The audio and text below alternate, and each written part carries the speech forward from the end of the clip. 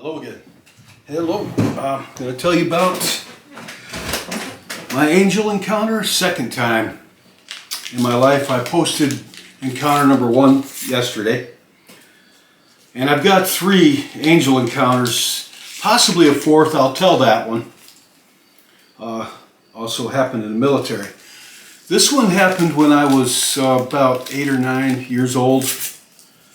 And I was my family was living in Charleston, West Virginia, South Charleston. And we lived right next to the Kanawha River way back then. And put it in perspective, I think the Beatles were still playing. It's like the late 60s, like 69. Whatever it's worth. Now this story, you tell me what you think of it. I believe it was an angel. Definitely was something paranormal. And so, all right, let me get on to this. I was wandering by the Kanawha River because we lived near the Kanawha River in South Charleston, kind of close to the city center on the south side of the Kanawha River.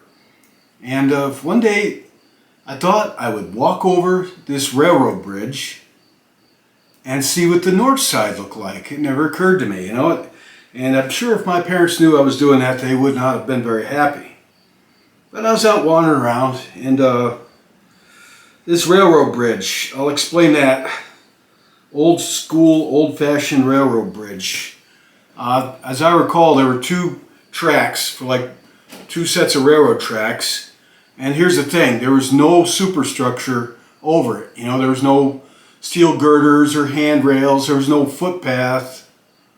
It was just a flat expanse, of wood and 2 sets of railroad tracks that went over the Kanawha River, which is a pretty good sized river. Here's a picture of that river. To give you an idea, it's not like the Mississippi or anything, but it's a pretty good sized river. And as I recall that year, it was quite polluted, and there was quite a current. Hopefully, trust they cleared up picture off. So I got about halfway across the river, walking from the south side towards the north on this old railroad bridge that had no place for people to come from or no place for people to hide. And it was pretty well up off the water. I mean, it wasn't close to the water. It looked like it was at least maybe a 35, 40, maybe more than that foot drop. And I got about halfway across, coming this way, and 3 kids, teenagers, come from the north side, and they met me halfway across the river. And I'd say to walk across that bridge, just walking across it, probably take a person 15 minutes, I'm guessing. And so they met me halfway across, and 2 of them grabbed my arms. One grabbed my arms on this side, he had my arms. The other guy grabbed my arms, and they were saying they were going to throw me off. Let's throw them off. And they were laughing, giggling hysterically. And I didn't know. I was only like 8 or 9. Not like I'm going to fight these guys. They look like they're 17 or 18. White guys, whatever that's worth. Just giving you a description.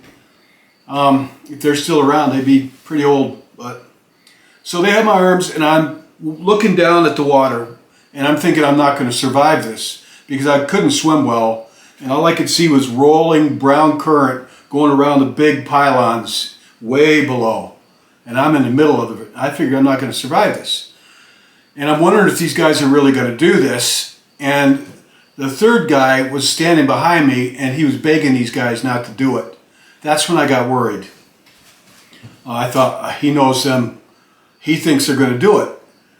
And they said, let's do it. And they got their nerve up, and they're going to throw me over. One holding this arm, one holding this arm, with like 2 arms on each of my arm. Suddenly, not far away from us, the way they came, a man says, "You let him go!" Real stern and loud like that. And those guys and me, we all looked like, don't know where he came from. No idea where he came from. They dropped my arms and they looked terrified. I mean, terrified. And they all dropped my arms and they started running. They actually came back the way they came. They ran past this guy, which I can't understand because they really looked terrified of him.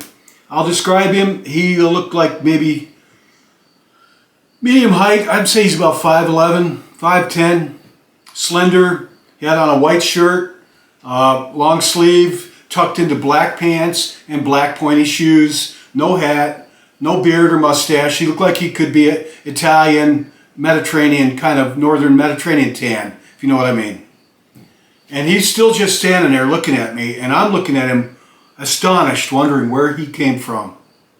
And those other guys are running, elbows and butt cheeks, as fast as they could go, running back the way they came. They were terrified. That was off. They were really, that stands out, was how afraid they were of this guy.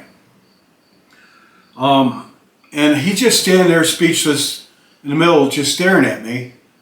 And I'm looking at him, grateful. And I turned and started walking back towards my house, and like the way I came, back south.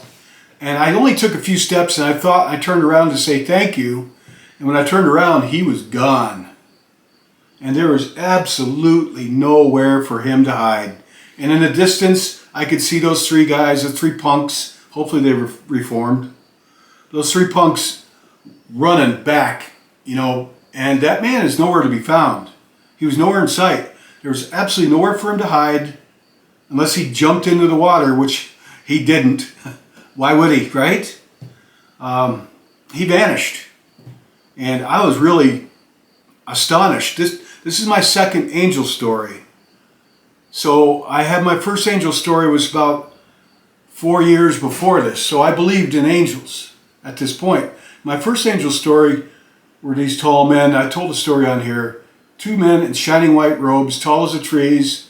They look like Vikings, kind of in glorious form. White robes and powerful giant men standing, just staring down at me with a smile on their face. They were standing in a stream. There was also water involved in this. So I told myself something special just happened today. And I said myself, I'm going to remember this.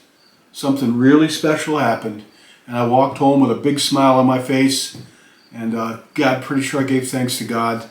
I was a Christian as a young child too, you know. I've always known the Lord, always. You know, some people have a hard time with it, but I always have. So that's angel encounter number 2. Angel encounter number 3 happens later when I was in the paratroopers. And I'll get around to telling that. So, oh, that's good. All right, that's it. Thanks for watching. If you have any questions or comments, I'll be happy to look at them. Thank you.